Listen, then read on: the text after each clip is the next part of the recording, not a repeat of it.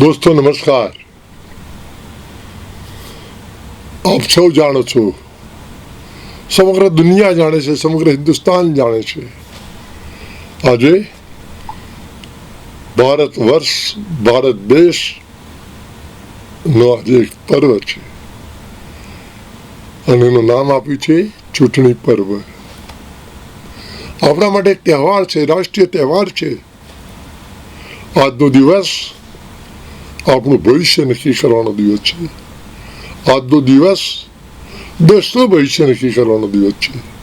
આજનો દિવસ આપણા દેશને ક્યાં લઈ જવો છે, પરમ વૈભવે લઈ જવો છે, ચરમસીમાએ લઈ જવો છે, એ નિર્ણય કરવાનો આજનો દિવસ છે।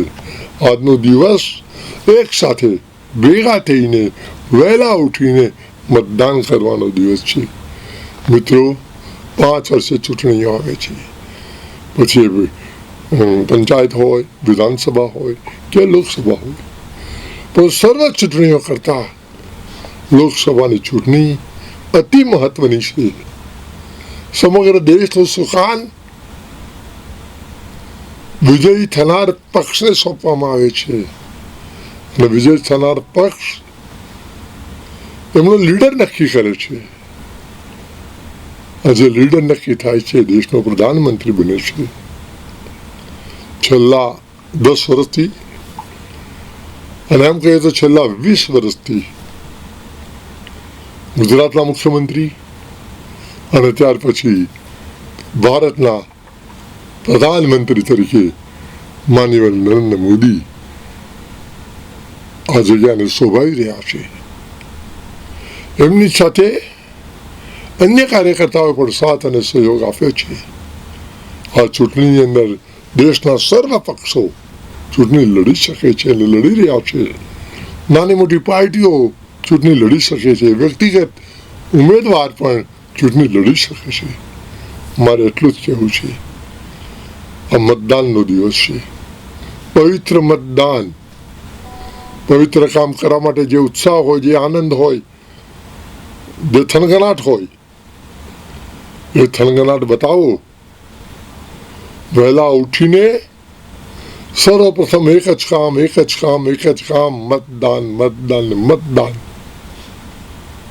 હું ભારતીય જનતા પાર્ટીનો પૂર્વ સાંસદ છું, એટલે મારી વિનંતી છે આપને કે હું ઈચ્છું ભારતીય જનતા પાર્ટી ચરમસીમાએ પહોંચે।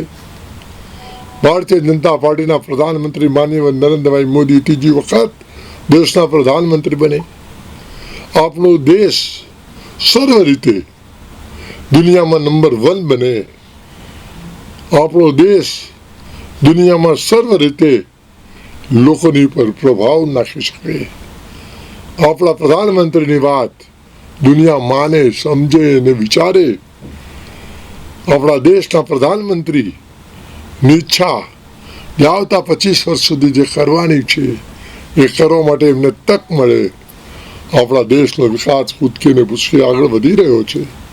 કોઈ રસ્તા હોય, રેલ હોય, પાણીની વાત હોય, વીજળીની વાત હોય, ઉદ્યોગોની વાત હોય, ઇન્ડસ્ટ્રીની વાત હોય, એરપોર્ટની વાત હોય, સમુદ્ર માર્ગની વાત હોય, દરેક રીતે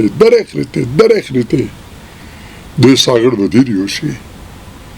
વિરોધ પક્ષની ફરજ છે કે વિરોધ કરે, એટલે તો એનું નામ વિરોધ પક્ષ રાખ્યો છે। જો એ પણ સમર્થન આપે તો ચૂંટણી આવે જ નહીં, તો વિરોધ પક્ષ એનું કામ કરી રહ્યું છે। ભારતીય જનતા પાર્ટીના કાર્યકર્તાઓ એની એક નૈતિક ફરજ થઈ જાય છે। સમગ્ર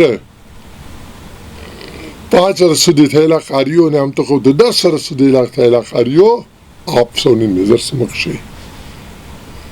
એ કાર્યોને વધારે આગળ ધપાવવા, આપણા દેશને ચરમસીમાએ લઈ જવા માટે, મા ભારતીને પરમ વૈભવ અપાવવા માટે આવો આપણે સૌ સવારે વહેલા ઉઠીએ,